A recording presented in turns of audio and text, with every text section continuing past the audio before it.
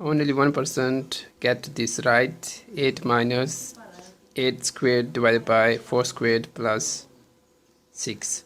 So 8 minus 8 squared means 8 times 8 equals 64.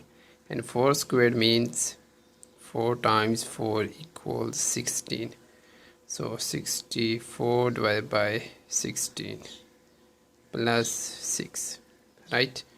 Now 8 minus 64 divided by 16 equals 4, right? 16 times 4 equals 16. 64. So plus 6. Now 8 minus 4, division and multiplication, and then subtraction and addition. So 8 minus 4 equals 4 plus 6. Now 4 plus 6 equals 10.